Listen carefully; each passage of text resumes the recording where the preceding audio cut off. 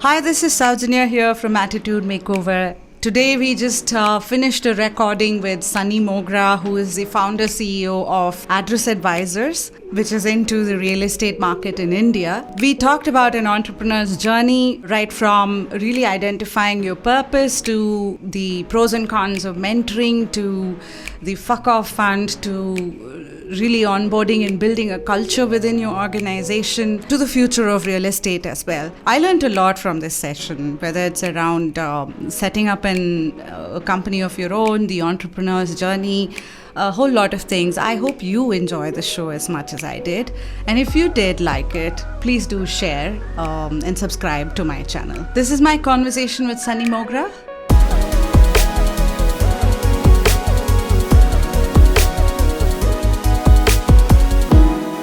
So good morning, Sunny. Thank you so much for coming. I'm super excited. Good morning, Sao. Congratulations on your first podcast. Thank you. And God bless. It's a brilliant day to start. What a beautiful day, no? Ganesh Chaturthi, and here we are. So thank you so much. It is. So good to start? Let's roll. All right. So let's start off with, who is Sunny? What's your upbringing? What's at the core of who Sunny is? So, it's a question that's never been posed to me, and you never told me you're going to ask me this. Surprise.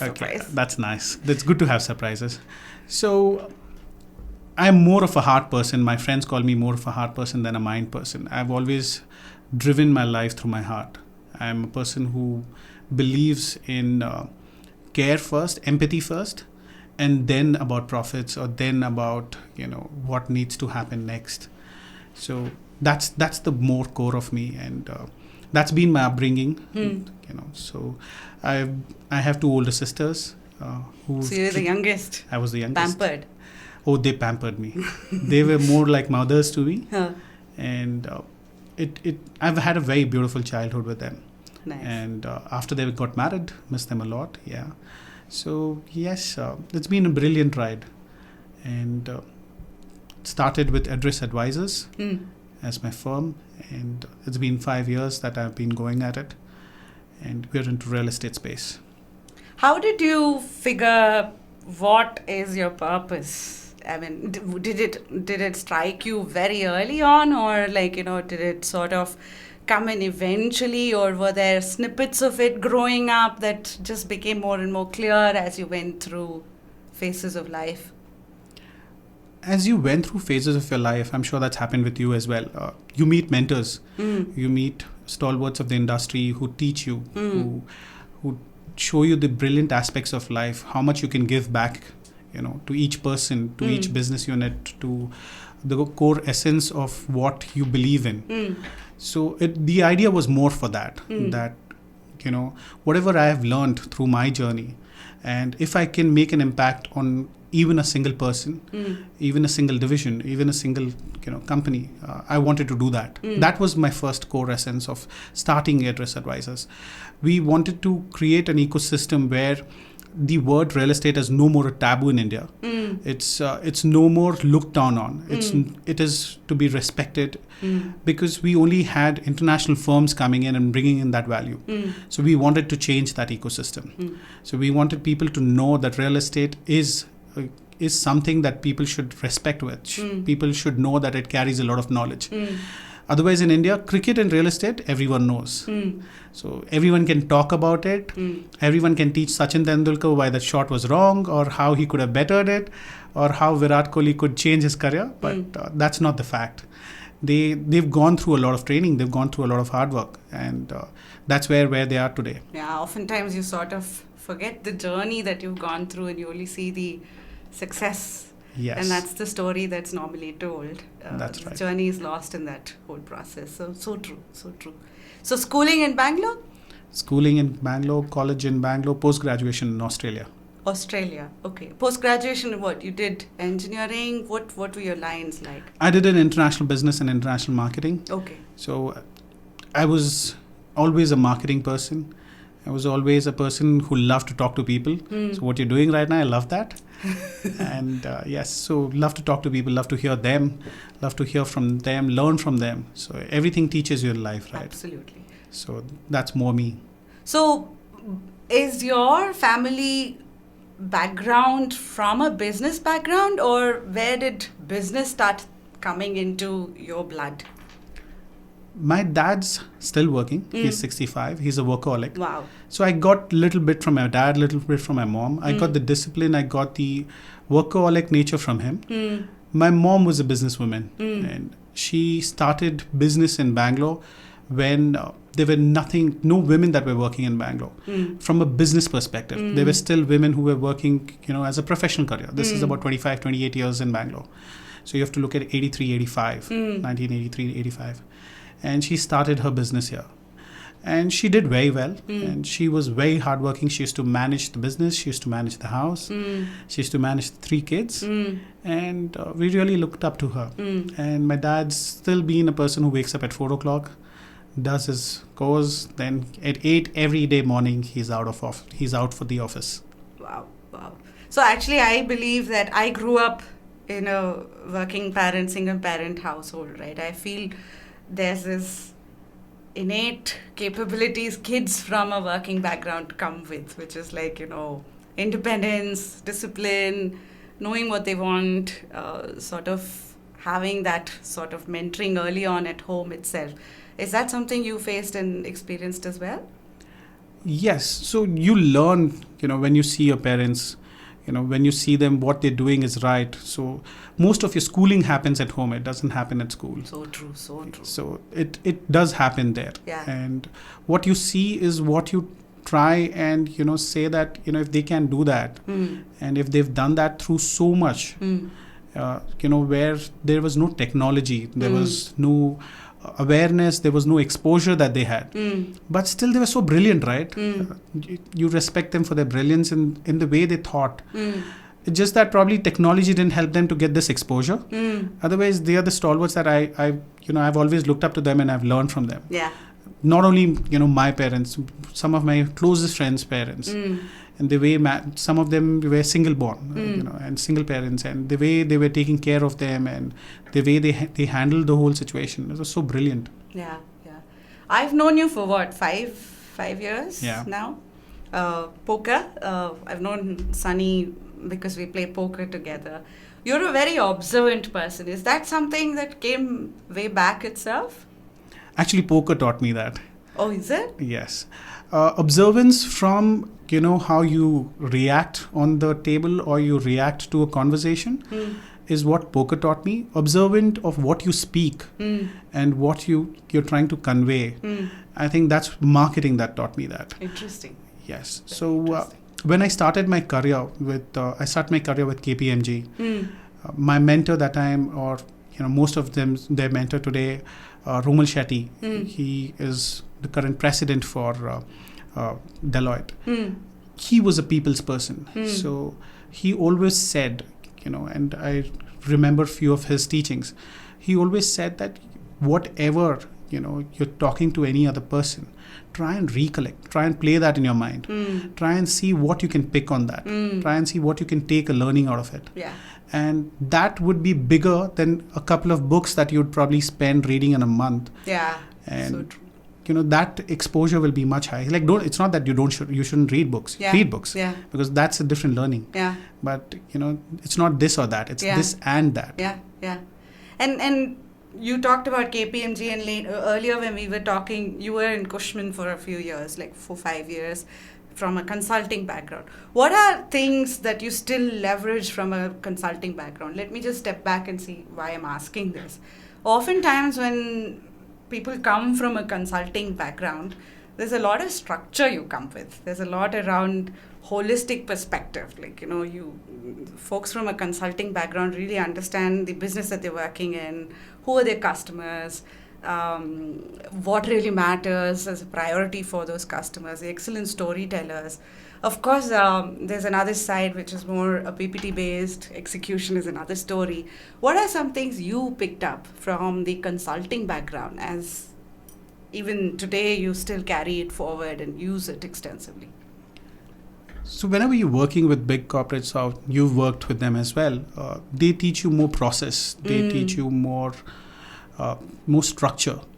But like I said, they don't teach you empathy. They don't teach you client focus. They don't train you on those aspects. They don't try and bring out an entrepreneur in each person. So my goal when we started the firm was we bring these things out.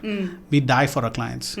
They should feel that this person is trying to, handle this part of our business. It's like their own. Once you have that gut to do it for any client, and the client believes in that, you've just won the client for life, and you go ahead with that.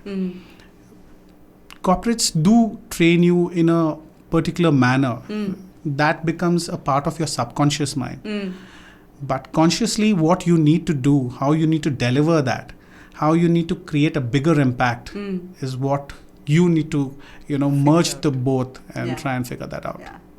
So can I sort of say customer centricity as well as process is something that are big takeaways that you've got from your foundational years? Yes. So foundation years, everyone, all your mentors try and teach you that, because when you're right out of the college, you're in a dream world. At least at that era we were. Now the era is completely changed. When you sit across to interview the newbies, you have to be more ready, or you have to speak more of their language to understand, what they want in their career. It's not the other way around. Erstwhile, I'm sure it happened with you. Erstwhile, it was more that, hey, what I can take from this brand, or how this brand can add value to me. It's no more that. It's no more about the brand adding value. It's each person that comes into your space, and how he can increase that brand value of his own. It's changed, and it will change. It'll change at a faster pace in India.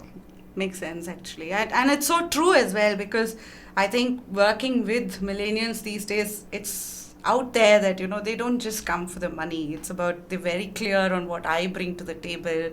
And is that what you're offering? Is that really making sense for me? And it's not the money.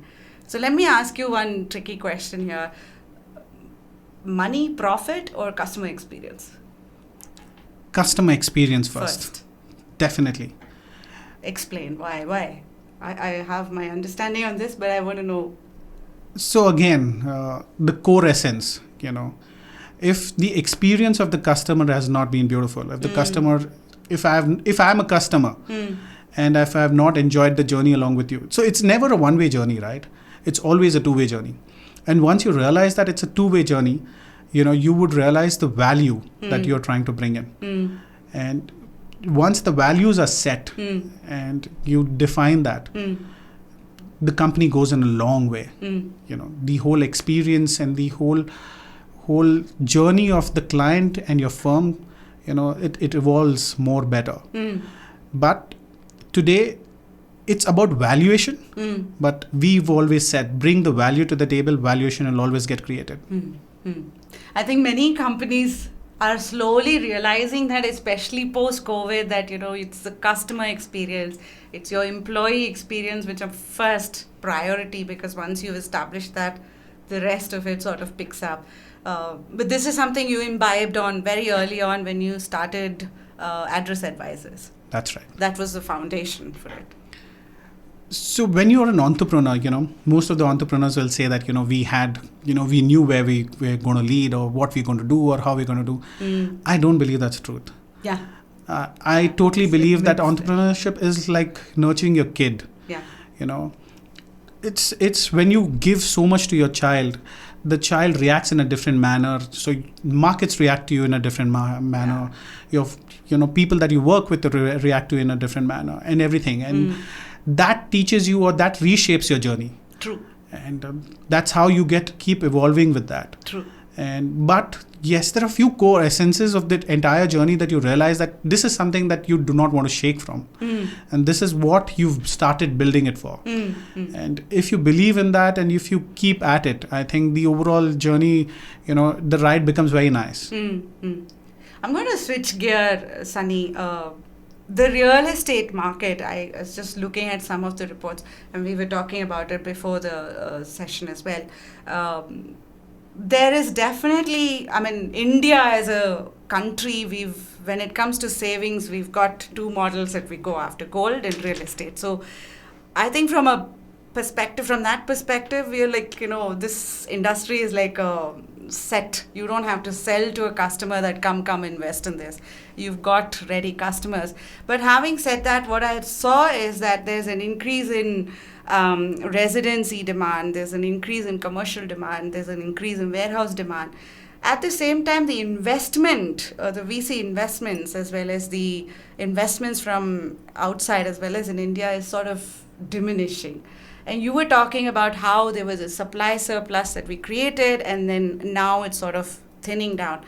Talk to me a little more about this. What's really happening there? For the population that we have, erstwhile, there were a lot of investors that were coming into India, a lot of funds that were coming into India. They wanted to go on to the journey of India 2020 or India 2030. But overall, the whole scenario in the last 5 years, it started with Flipkart's journey.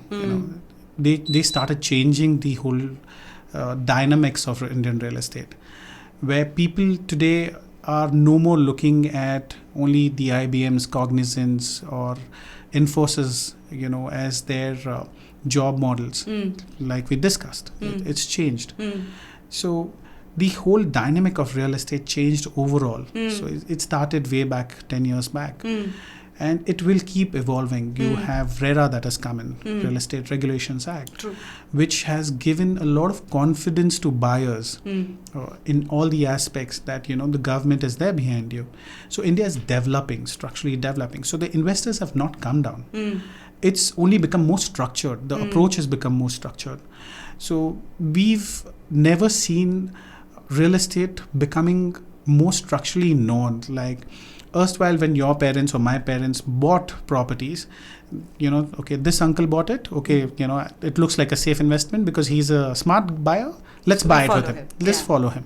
It was more of that. It was not more of reports. It was not more of knowledge why that market would increase or what is it causing it to increase. Like today, when you are investing in mutual funds or when you're investing in stocks, there's a lot of read that we go behind, right? Similarly with real estate, that has happened. So India is being read and it's being read right. And from that perspective, the investments are definitely coming. So a lot of investment the government today is doing is on the infrastructure development. If you consider Bangalore today with the whole metro, which, the new phase that they launched. Which never will end. I hope it will, because there are a lot of lives riding to it. It's not the real estate or it's not the matter of money. Right. There are a lot of lives riding to it from the perspective that there is a whole strength of, say, about a 40 or 50,000 employees that will try and access that road over a period of next 1.5 years. Yeah. And the good part is that the bank that has funded this entire project, they've put riders onto it. So putting those riders onto it, they want this project to be completed within the timeline. So infrastructurally, if the government becomes a little more fine-tuned, we would have a better and more developed nation from a perspective of real estate, if you see that. So most of the developers in South India, they started creating a community. Like today, if you go to South Bangalore, you would find schools, hospitals, shopping malls. So the accessibility, each location became very self-sufficient. The reason they had to make it self-sufficient because the market just kept expanding overnight. True. The number of companies that they wanted in India to come were phenomenal. And again, with this whole COVID fiasco, where China is losing out on manufacturing, India is gaining. India is gaining from that, and India is gaining from its own self-entrepreneurs. Today, Tamil Nadu has had close to about 20,000 crore of investments only on EV products. That talks. And we're proud of it. I was just reading this morning that SaaS is something that is an opportunity in India, which means that, you bet on the unicorns way before unicorns are big. I think that again goes back to your poker skills of betting. No, I don't bet on, people like in poker you play the player. Here you play the business. Yeah. Yeah. If you see the passion in them that they're going to deliver it, and you see the passion in the product, that's what will define it. The scalability will define it. The intent will define it. That's the differentiator. So I've sat for a few of these VCs and sat for a few of these places where they try and differentiate of which one to invest, what not to invest, because right now there's so many companies that are coming out, and so everyone wants to be an entrepreneur. It's a good phase to be in. But this is the time to be an entrepreneur in India. Totally agree with you. Yeah. But people should have the right vision to it. Yeah. So that's the only differentiator.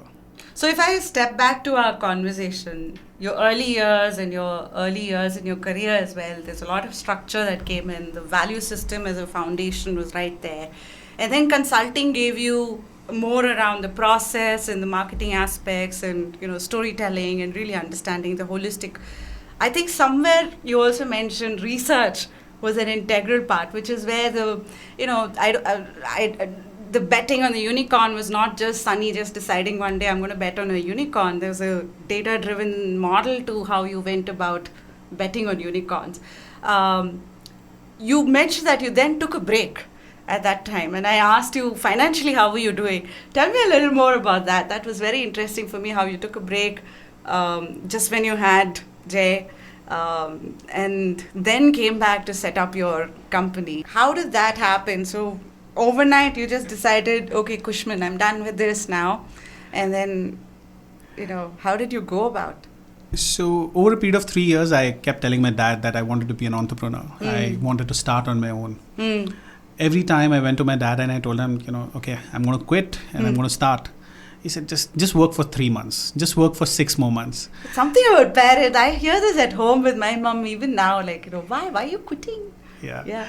So my dad did that in 2013, 14, and 15. Finally, I said, if I'm going to ask him again, then he's going to tell me, just work for a few more months.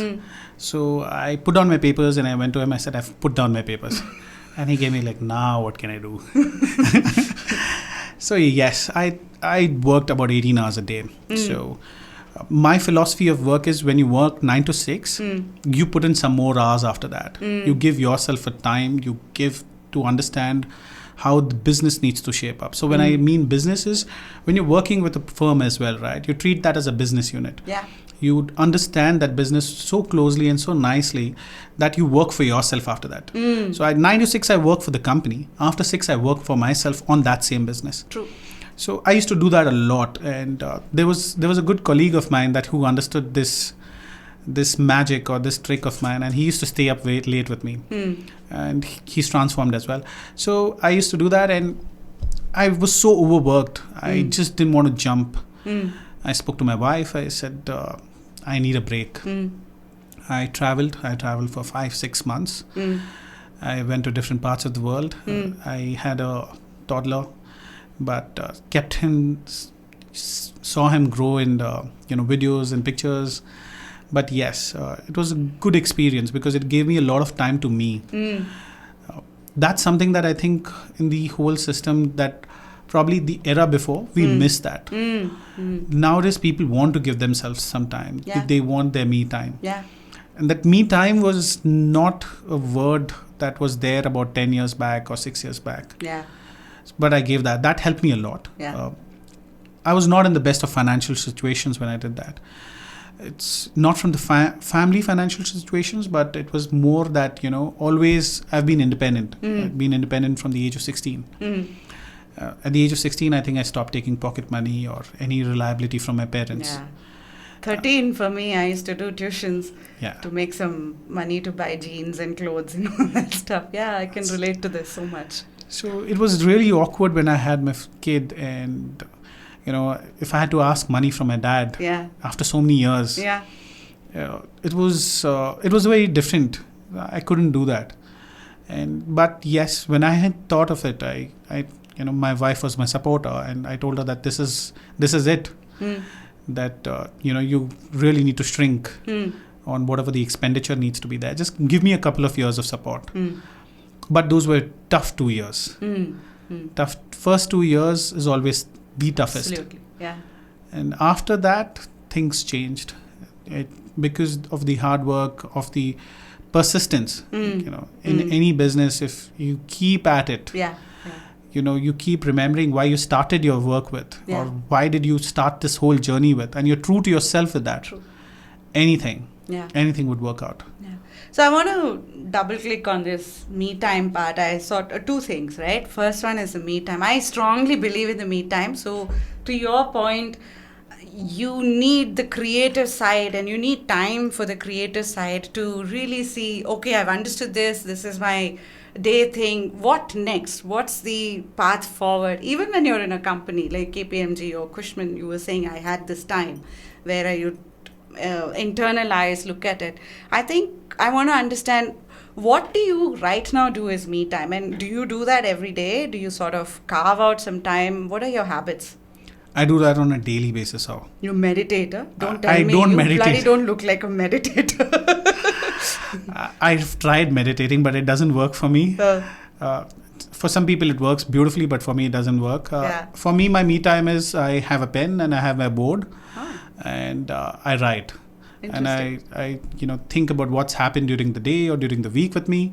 How could I have made it better? How I can improve the processes, or how, what's my journey going to be? So whenever any entrepreneur is developing a company, they always think about what company they need to develop, right? They don't think of their role. Their role, they become engrossed so much that the firm and them, they just become one. But that's not how it should be. That's my reading to it, So I've always kept myself away from that, and I keep saying my role changes in the firm. I need to change my role. So as long as you need to change your role, that would only come when you spend time with yourself. You try and look at your company from a third person's perspective. Or from a consulting perspective. So that was my premier years, right? So I used to look at other businesses and tell them what they did right or what they did wrong. And when I did that at the early years of my career, and I used to laugh when I used to go back home, right? I used to have this Yamaha, and I used to sing a lot on my Yam. I'm a very bad singer, but I used to sing a lot. And I used to think about these things. Like today, one of the MNC CEOs sat with me, and I'm just a BCom graduate. He explained me the whole process, and I told him, these are the mistakes you're making in your processes. And I was like, dude, he's been doing that for 20 years. Couldn't he look at it? Couldn't he see that this is what he needs to just make a minute change, and he's paying me so many dollars per hour to just make that change? So that's something that probably they didn't think about it, that they need to step back and think from a firm and individual perspective. True. So when you can do that, there is some more value that you can create to the whole ecosystem. I want to do a parallel over here in marketing, and in sort of when you have a CEO mindset, I think you have this whole concept of SWOT, right? So I think what I'm also understanding is you had a clear understanding of what your strengths are, and what are the opportunities out there as well, because that's the whole research and the internalization. And then you could sort of strategically say, this is where I'm going to pivot, and not necessarily because you're detaching yourself from the company that you're setting up. You're also able to pivot, repivot, and thereby make these small progresses. Is that reading accurate? You need to do that, yes. You're bang on with that. So with the whole system of first analyzing yourself, and understanding your core strengths, that made me choose my co-founder. And me understanding what she brings on board, me understanding what were my weaknesses and where she can double up to that, made me choose my co-founder initial days. And the beauty of that was that I was able to see that. If you're two of the same kind of people, it's a clash. You're not bringing anything new to the table, right? True. And that's where the whole journey becomes very monotonous, and you don't have nothing new to share, or you agree on the same ideas on everyday basis. It's very boring. Mine is not a boring.com. So that's a new segue that you just opened up. So what I know and understand is that having done 2 startups more on an interest basis than being a startup. I think it's very important to identify a partner. And most of the startups fail, almost 70% I read, fail because you don't have the right partnership. Bhavna Ketan, sorry. How did you go about? Where did you find her? And how long has it been? What are some complementary skills you all bring to the table? How's that relationship and how's it evolved?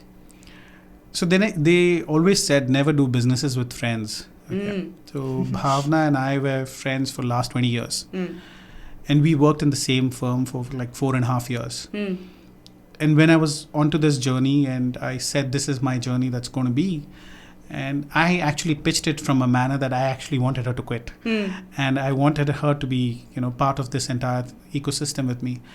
Because I clearly knew, because of the 4.5 years that I was with her in that firm, I knew what she brings to the table. I could easily say that she's the brain and I'm the more of the visionary. And we both are okay with that. So the conflict in co-founders is the biggest reason I think people try and do the other co-founder's job. Yeah. So as long as you're doing yours and you respect the other person's. You've made an ecosystem which you believe for yourself and you believe for the firm then. So I started with telling her what my entire vision is and how it's going to go by. With the same boring presentations, for everyone it starts that way, right? It's just paper. She was okay. She said, "Let's take a leap of faith," and she was at a very senior position in Cushman, and I started. When they say bootstrapped, I was really bootstrapped. So my first office was my car. Okay. I used to carry lunch boxes. Which you still do, right? Yeah, I used to carry lunch boxes. I used to park the car on the side. I used to go onto my boot and enjoy my lunch. And on the first day of our firm, I made Bhavna do that. So I had to bring her to ground level, right? She was 11 years with an international firm and she had never done that. She like, Sunny, what are we doing? I like, this is it. I don't have a garage. This is my garage. Let's start from here. And we parked outside a bus stop. घर नहीं था क्या? No, I started 2 firms earlier where I failed. And I used to work out of home. Home and office is completely different. Distractions. It's not distractions. It's your own attention. Home is comfortable. Home. Yeah, so work from home. Yeah. The concept is coming now. It's more we're forced to it, right? Yeah. But given a choice 5 years back, 8 years back, wouldn't you want to get out? Yeah. You wanted your home life to be different and your professional life to be different. Yeah. We are in a studio. Why can't this be created at home? Yeah. The whole essence that brings to it, it's going to be different. True. So goes back to the discipline, isn't it? It does. Yeah. It does, and it brings more seriousness into you, right? Absolutely. And not all homes are equipped, where they believe in that entrepreneur journey. Initially, everyone that started, their parents probably thought that, let them give it a try. Nahi hoga to job hai. But it's now that in today's era, the parents actually say, go ahead, you can do it. We are there behind you. But not every entrepreneur has heard that. True. So each has its own journey, and I didn't want the home office. Yeah. I've never wanted that. So one of the things you talked about is this whole bootstrapping, right? I have this concept called the fuck off fund, pardon the language, but it's literally the fun that you show a middle finger to anything and say, no, this is it. I want to do what I'm passionate about. And I think when we were talking, you talked about how you created that from starting from ground zero. You sort of built that fuck off fund. And so when COVID happened, you were still fine. So tell me, how did you go about planning that? So equity is more expensive than, the money from the bank. Okay. I am a hardcore finance person. That you are. I've seen that in Okay. your poker place. So when I say hardcore finance, my dad wouldn't agree with that because I hate doing accounting. Okay, so I believe the revenue needs to be generated and then you can spend. Yeah. Okay, if you're accounting for every penny, Yeah. what you're trying to earn, you're not focusing on the growth. Yeah. So that's my funda. It's a very That's where the fuck off fun happens. it's a very stupid Yeah. concept for most of them. Yeah. But I believe in that. Yeah. Like if I have to spend $100 on something, Yeah. but I know I can make 1,000 out of that, Yeah. I'm okay to spend that. I don't mind. Yeah. But yes, when we started, I was very clear that probably giving away equity, I wouldn't know whether the people that come and invest with me, whether they'll believe that the whole value system needs to be created. We are trying to create the entrepreneurship in people. We are not just about profits, though we are very profitable. It's just not about profits. Profits get created. Correct. You create the right ecosystem, you get the right people, let people take care of your business. Yeah.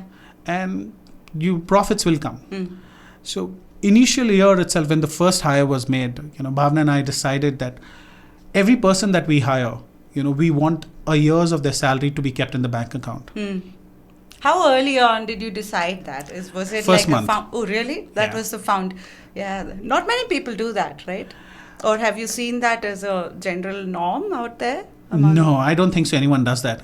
Yeah. Like I said, everyone wants to create valuation. They want to hire more number of people, then they create the value out of that. No, it doesn't. So it probably works in different fields. It probably works in the AI field. It works in different fields, but it doesn't work in every ecosystem. In real estate, you have to be profitable to grow. Okay. If you want talent to be attracted, if you want to grow your firm, you have to be profitable. You can't show scale and you can't just show how much you can turn into the revenue or to the profits after a certain number of years.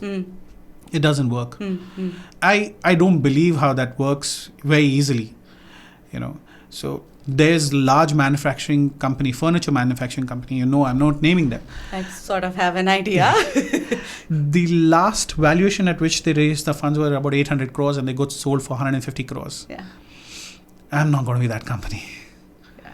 I'd rather invest 150 and get sold out at 800. Yeah. So we started with that. So with the COVID scenario as well, we didn't bother. So my people are my assets. I have a very beautiful team. They treat the business as their own. And that's been the toughest part of being an entrepreneur, where you make them believe that it's their firm. Yeah. And it's just not from us saying it. We believe it's their firm. Yeah. So when you make that happen and you keep the finance, situations in a perfect model where your company can grow from any strength, that's good enough.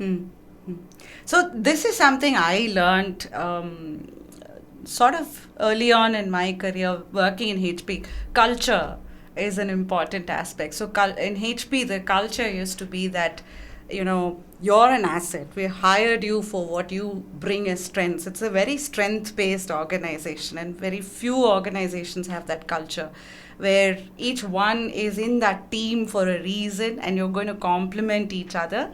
And that's how we're going to create value for our customers. And I think that's the ethos of your company that I'm seeing as well. So one of the things when we were talking, you talked about how much time you spend on training and the gaps and challenges you had at that time, and hiring and training people to really understand this segment, and especially considering the foundation was customer centric, foundation was employee centric for you. How did you go about that training, ramping, and because that's like 6 months, 5 to 6 months investment, isn't it? We never discussed about this. I'm so surprised you brought this up. So I audited from KPMG. I audited HP. Oh, you did? And I audited the HR department. Yeah. And that's what I learned. So whatever you learn, if you bring the right things to the table, you bring the right culture to the table. I loved the culture which HP brought about. Yeah. And I audited them in 2004. And I audited 8 units of HP businesses.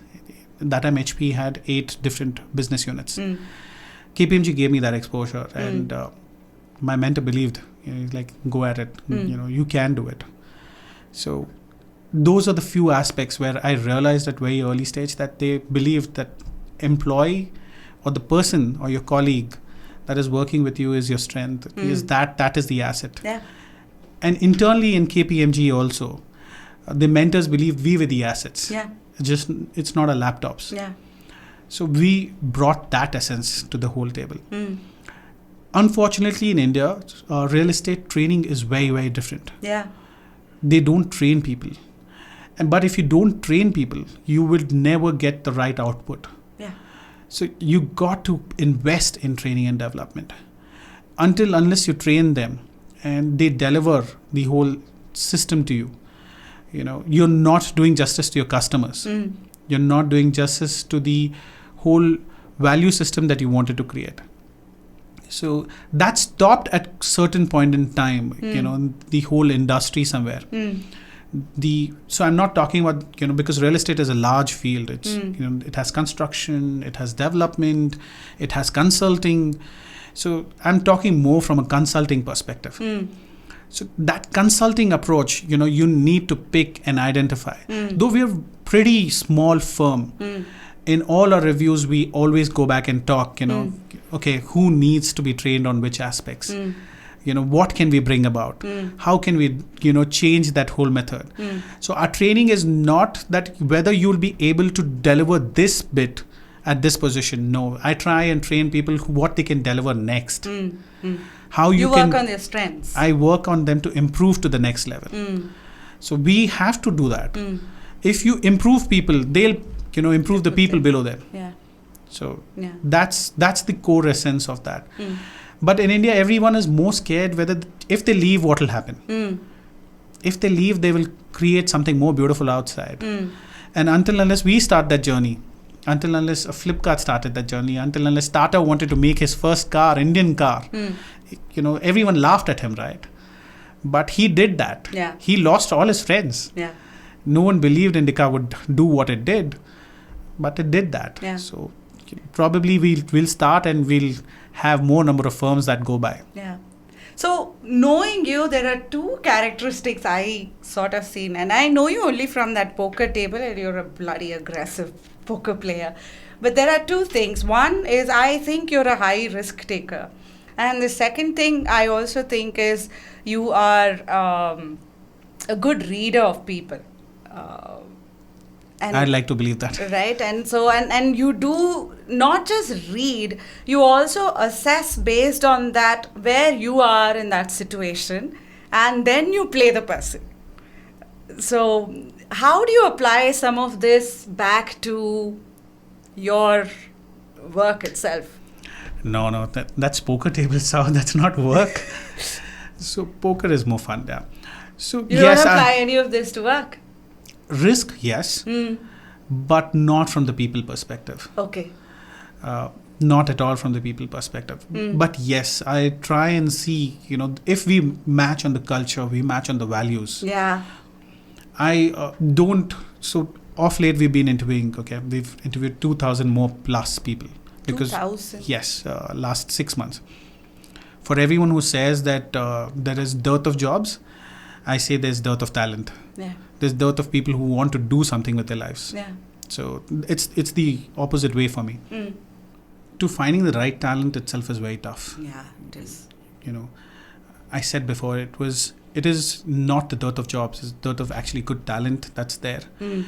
People want to do different things, but they don't try and, analyze what impact that can create, that part of their work or the part of the whole journey of theirs, what impact that can create, within the firm or for themselves.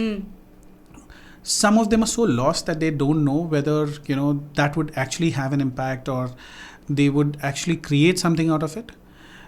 But most of them need that guidance. But you try and hire people for what they can do, not for what they've done.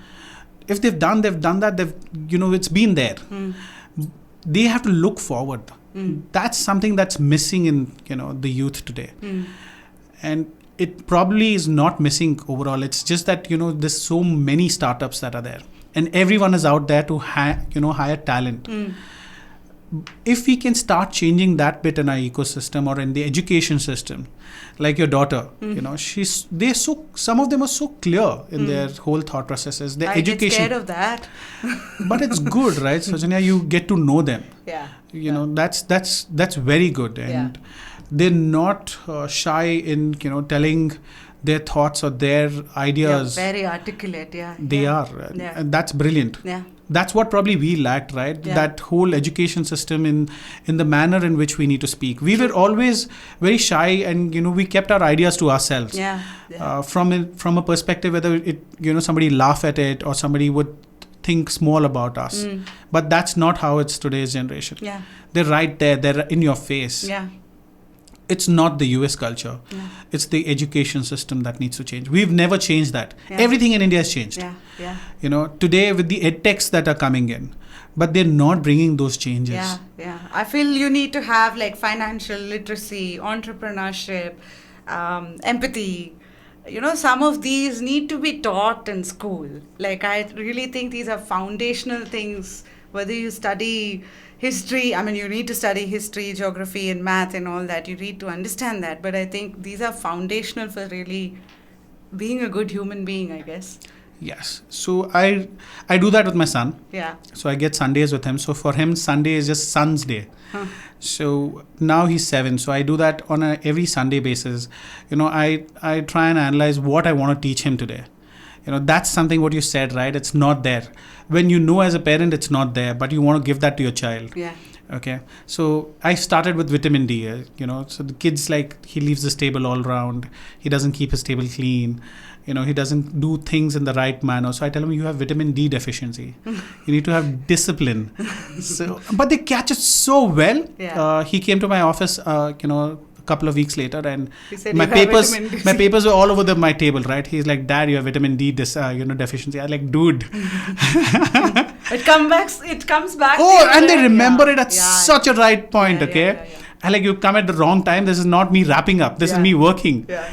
And but yes, so if you realize that as a parent and you give that feedback to your school systems. Yeah. So my wife never wants me to attend the PTMs because I tell them about these things, and she's like, you'll get them thrown out of the school.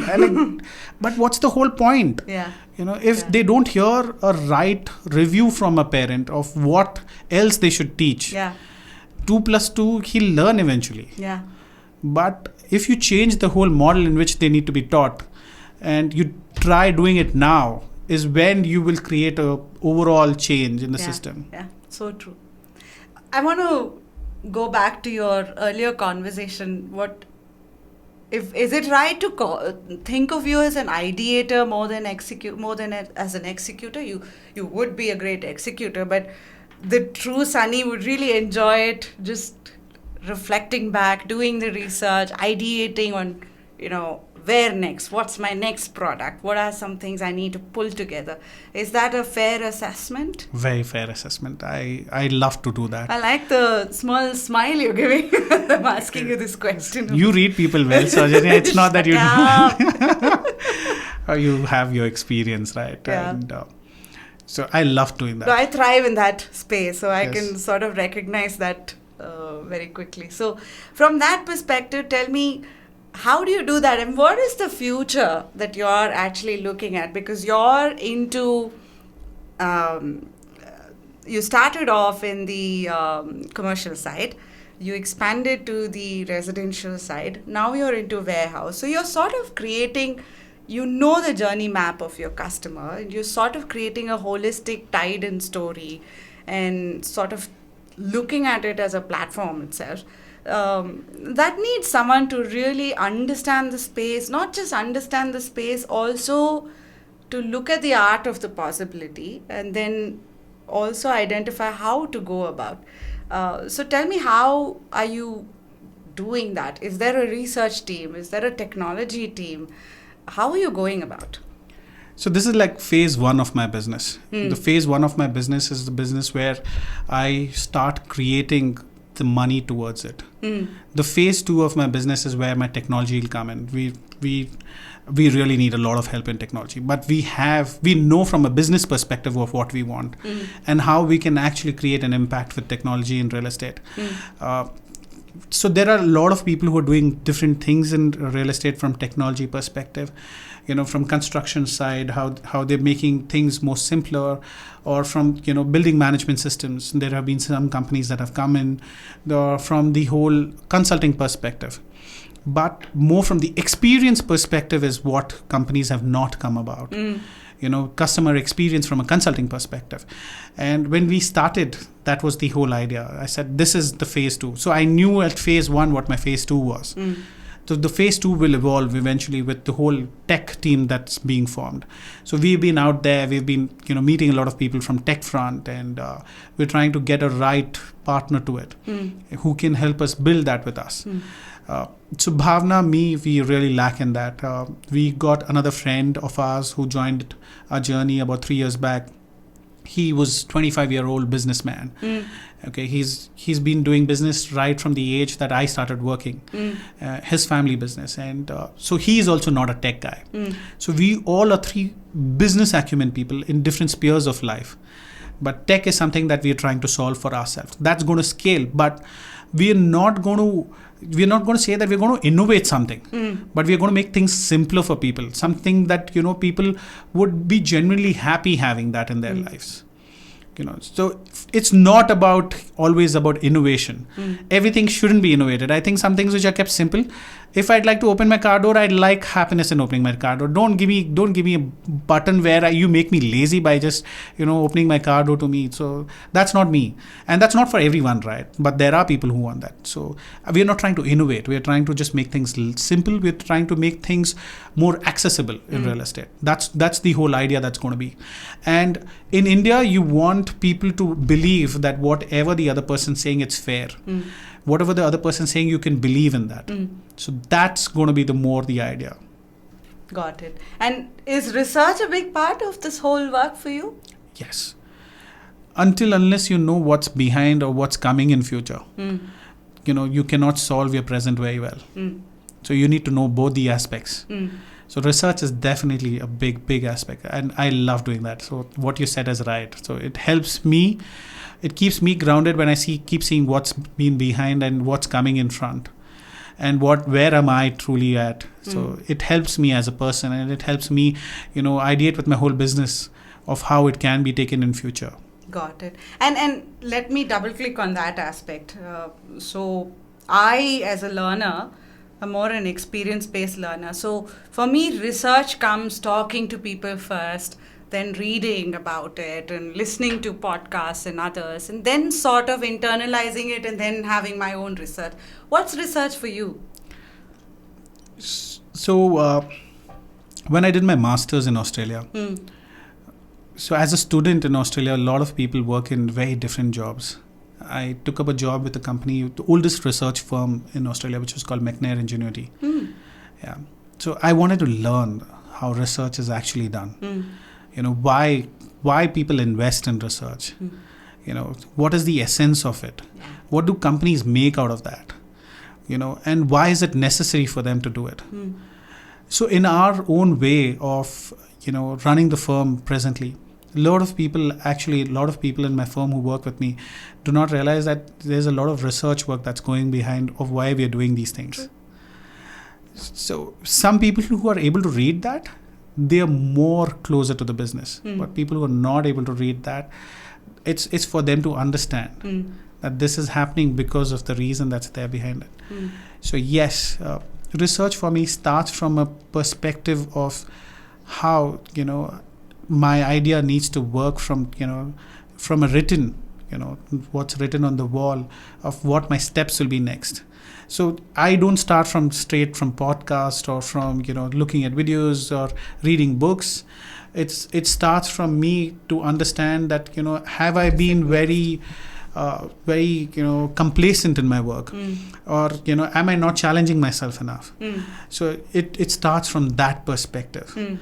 It starts. So that's where that my eagerness to keep growing happens, and then I follow the same, to read, to, see interviews, to hear people speak, and to see what people, how they're thriving on different aspects of their businesses. True. So early on when we started, you talked about mentors. And for me, mentors, sponsors have been an integral part of my journey growing up, because there's a huge part of learning, unlearning that you go through these mentors. And you have mentors for various aspects, right? I think what I gather is you've got mentors for different aspects. Talk to me about mentorship and sponsorship. How do you go about really building that? Again, the era that we grew in, right? We didn't realize we've had mentors all along the way. Yeah. Because those words were not very... You make me sound like I'm very old. I might have gray hair. So when I say the era, it's because what the kids in today's era is getting is so beautiful. You just want to be reborn, right? You want to play with that technology. You want to make your life simple, but sometimes feel bad, sometimes feel good. Yeah. That, I played the gully cricket. Yeah. I played the different forms of games, and, I was not just stuck to my mobile. So we've always had mentors. The whole thing with mentorship is you need to understand what you need out of that mentor. First. Yeah. So it's just not going up to a person and asking, can you be my mentor? Very true. But what would you want from that person? Which aspect of your life that the person can solve? It's just not about business. It's just not about, solving it in your business. It's about how the person can actually just give you a clarity of thought, with that whole conversation that you have with that person. Can that person just, give you a little more clarity? And will that help overall as a person? Will that help you overall as a, the whole ecosystem that you build for yourself? So we've always chosen mentors, but it's been more subconsciously that you've chosen than today when you actually want to choose them. Erstwhile, it was more easy. I think people had more time.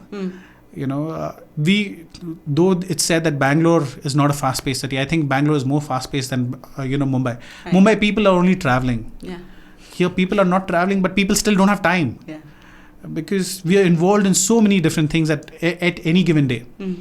And I think the productivity levels in Bangalore is much higher because of that. So choosing a mentor is the most difficult aspect of a business. Yeah. It's not, you're very happy sharing your journey with everyone that's there, right? And the person needs to give you that comfort. The person needs to tell, okay, I'll solve that for you, not with the right words that I'll solve that for you, but, I'll help you through that journey. But yes, I've chosen my mentors very well, and they've been a big part of who I am today. So it's not just about you identify, here's the area I want to focus on, and thereby, let's say, Saujanya is the right one. It's also about the energy you get out of each other as well, right? Or it doesn't matter? It does matter, so sometimes you pick and choose on a mentor where the other person, you don't need to say that, you're my mentor. Yeah. Like when I'm with you or I'm with, a couple of my other friends, I try and learn from them. I try and see on a different aspect of business or on a different aspect of life. Yeah. Like with you and Sham, the way that your relationship is. It's so beautiful for me. And I take that back. It only is outside, okay. You should come home and see the reality of it. I think he's more in the kitchen. I don't want that life. So different paths, right? Yeah. Sometimes the other person realizes that. Sometimes the other person doesn't realize it. Yeah. And that's the beauty of relationship. Yeah. So real estate, that's why, because real estate has the word real in it, and it is very close to relationships. It's about how you nurture that. And that's the core essence of who you are as a person. Yeah. So now that you talked about real estate and the real aspect, another reality of real estate is the corruption and the black and white. And how do you deal with that? How do you go about really, who's going to watch this podcast? So it is there. The corruption is there in everything, and it's So not I'll there tell in you why everything. I'm asking this. I'm a idea brain, right? So sometime back, after working in HP, one of the ideas was, why can't I just automate the whole? I mean, when we did the registration for our property, it's like you have to wait for the touts, you have to wait for your loan applications, you have to wait for pretty much everything, and it's a very stressful process for someone who has a day job. So the idea was, we've got document automation, we've got security, we've got cloud solutions. Why can't we just make this completely out there as a platform? But it was not the technology that was missing. It was a bloody system. And the system is so deep rooted, I don't know if it's ready for change and to be really digitized. So from that perspective, I'm trying to see, because there's so much of that deep rootedness in the system. How do you go through that? It will change, Sajana. It will, and it is bound to change. In next 10 years, it'll evolve completely. In some parts of India, it's already started doing. You think so? It is. It is started. So with the whole demonetization, earlier everyone, if you went to buy vegetables, you can't give him a credit card, right? Yeah, the Paytm thing, Nothing. UPI has just changed the whole story itself. So people have started accepting that now. Yeah. And especially in cities like Bangalore, and even if you're going and having a tender coconut, it's okay if you don't have money with you. He has everything that's there. Yeah. You can just scan your phone and you're set. Yeah. So things will change, and I'm very positive about that. And the whole government is gung-ho about that. So demonetization was a part of it. A lot of people say it was a failure, but for me, if you look at a thing very hard and say that it was a failure, probably there was something good that came out of it, right? I saw Vijay Shekhar Sharma dancing when the whole demonetization happened, and he never imagined when he built his company. Like you were asking, does an entrepreneur know what's going to happen? He never thought about it. Yeah. And that's when he realized that everyone is going to use their phones. Yeah. So it will change. Things will evolve, and it's not about corruption. It was just about that hand money that was moving around, and people being the babus that we call in India. The whole education system that needs to change. So there are a lot of levels of changes that is required in India. It's just not India. We talk about India. You look at other countries. The most developed countries that we talk about, it's deep rooted everywhere. Oh, it's deep rooted everywhere. Yeah. I think we are pretty much better. Yeah. I think India overall, today, if you speak in your local language and you say you don't have money, somebody on the road would help you there. Yeah. But if you speak English in most English-speaking nations, it's going to be very tough. Yeah. So it's at different levels in different countries. I think we are pretty much sorted, and there are a lot of good people who are doing a lot of good stuff as well. What you're also saying in a very polished way is that you need to be grounded in the reality of things when you're doing your company, when you're setting it up, knowing that this part of it is out of my control, this part of it is within my control, and so thereby this is what I am going to focus on. I know this eventually will evolve, but be prepared for that and be more optimistic and watch for that. I think entrepreneurship, everyone who wants to be an entrepreneur, he doesn't want to have control. He wants to give the control. Because he neither wants control, he neither wants to be controlled, he neither wants to control. So he or she. मैं बात कर रहे हो. When I say he, you understand that, right? So the entrepreneur doesn't want to control. Yeah. They want to give away the control. Yeah. And that's how it is. It's not about control. It's about the fall. Yeah. And when it's like, this is your new entrepreneurship, right? Yeah.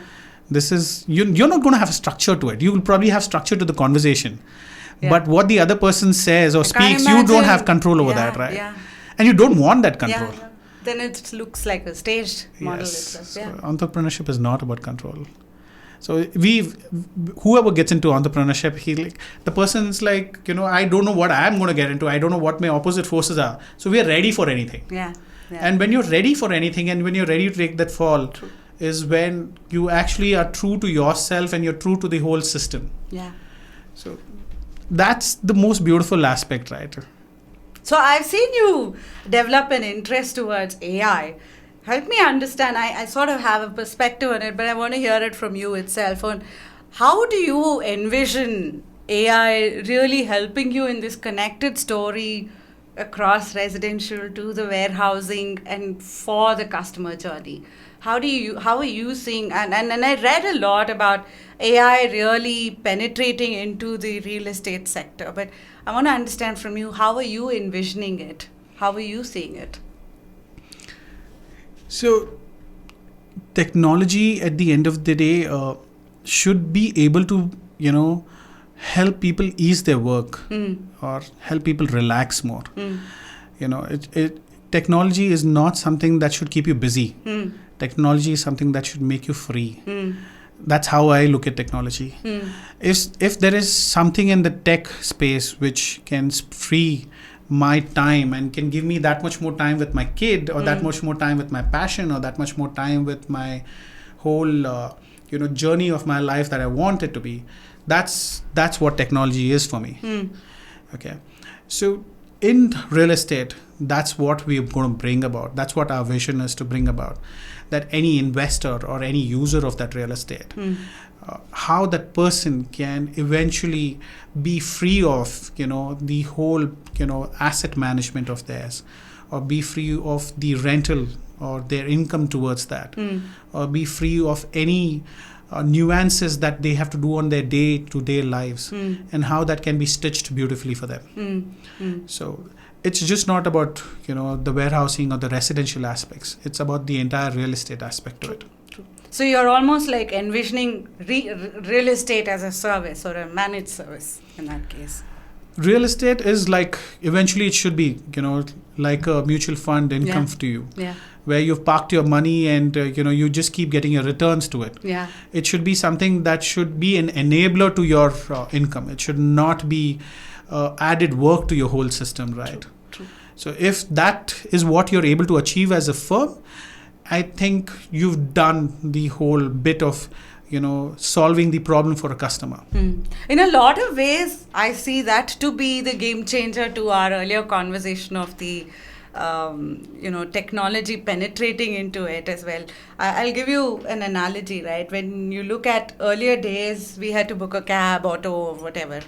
Now you have Uber, Ola. But what they also brought in addition to convenience is the federated auditing model. Like a driver can rate me, I can rate a driver, and it's become very transparent. So is that also some outcome that potentially might come from real estate as a service? Like I said, we'll take the fall and we'll see where it goes, but eventually the control has to be with people. When you leave the control to people, and when you leave the control to people of what they want with their lives or what they want with their assets, then you're doing true to your job. If you want to keep that control and you want to drive it, then you're not building a system where they would be happy from their whole experience perspective. Leave the control to people, leave them to decide what it is. So that's what Uber and Ola did, right? While you're rating the drivers, but the driver should also be able to rate you. And so the control is at both ends. It's just not at one end. So if the control is at both ends, the business thrives. But if you leave it at one end, it's like the seesaw, what you learn in your early life. Balance. You need to have the balance in life.